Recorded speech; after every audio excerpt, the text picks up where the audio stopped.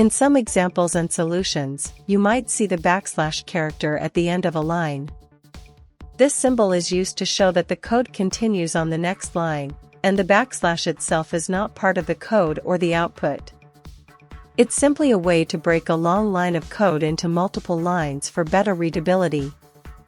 Some examples, descriptions, or explanations may not be immediately clear, as they will be covered in more detail later. Therefore, please revisit them once you have a better understanding of the topic. Making mistakes is a natural part of life.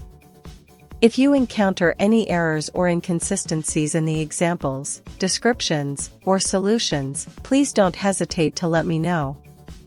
Your feedback is invaluable in improving the material.